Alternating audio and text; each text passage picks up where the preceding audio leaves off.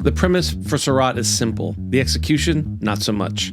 Surat is nominated for Best International Feature at this year's Oscars, and the trailer made it seem as if it was something I'd be into. A dad trekking out to a rave in a remote part of the desert in hopes of finding his missing daughter.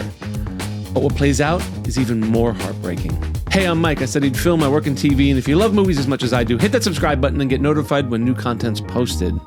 The first half of this review will be spoiler-free, so if you want to hear what I got out of Surat, stay to the end and we'll talk about some spoilers. Surat starts with a long but important setup scene.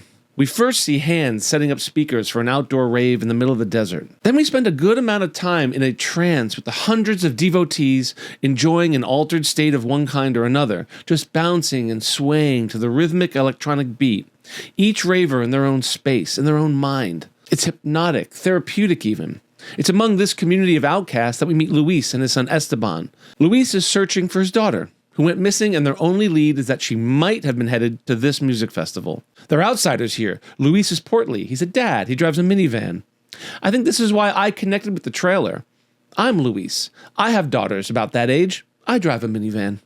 If you watch my review of One Battle After Another, I'm a sucker for a good daddy-daughter story. That's the film the trailer promises.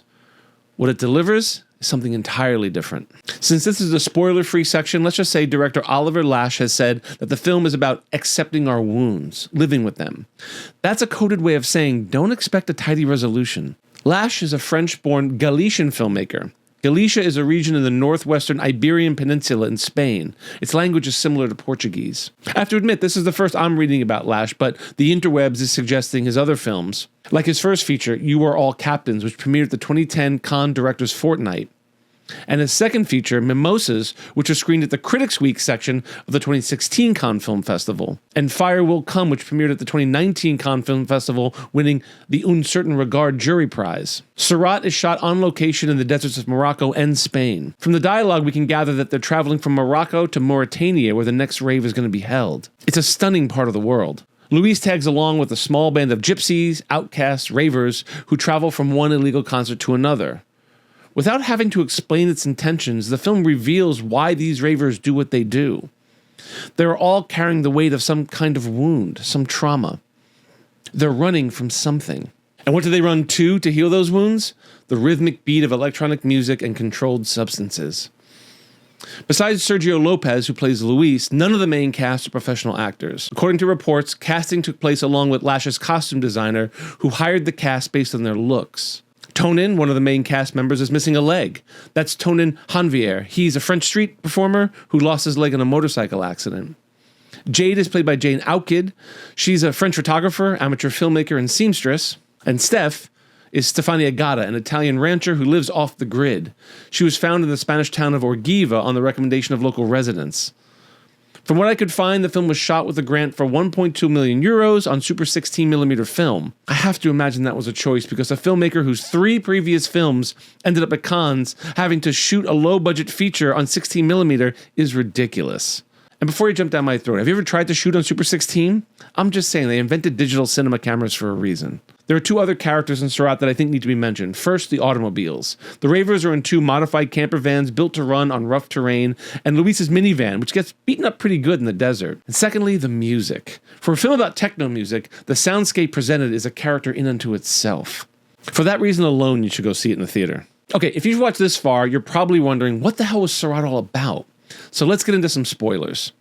For me, Surat was a meditation on dealing with grief. Just after a very traumatic scene where Luis loses his son Esteban and their little dog Pipa, the group sets their speakers up and take what I assume to be peyote and just lose themselves in the grief.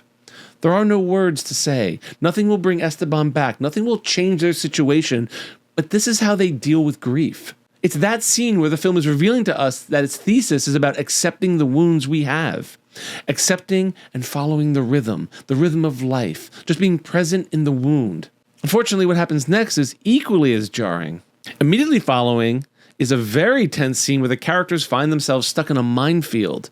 They're paralyzed by fear. They can't move forward. They can't go back. Surat is showing us that taking drugs and dancing might help deal with the pain, but it'll never make the pain go away. And we find that lesson out very explicitly. These characters will always carry this pain with them. It may not be as visible as a scar or a missing leg, but it will always be there, just under the surface. We're all just plodding through a minefield of memories. With each step, with each day, we don't know what's in store for us. Today could be a good day, or we can step on a landmine, releasing the old feelings, the pain, all over again. The moment I liked best was when the characters are in the minefield and Luis just gets up and confidently walks the 80 or so meters to safety. He doesn't think, he just goes. He's not going to let the wound, the scar, the pain get the best of him. Oh, it might be there to blow up in his face, but he's not going to live in fear of it. Like I said earlier, if you're looking for a neat and tidy ending, Surat's not your movie. But if you're wondering why it's on so many best of lists, I think this is why. In addition to being nominated for Best International Feature at the 2026 Academy Awards, Surat also won the jury prize at the 2025 Cannes Film Festival. It is absolutely a must-watch. Anyway, those are my thoughts on Surat. I'd love to read yours in the comments below. As always, film is about community. I'm Mike, and I love movies.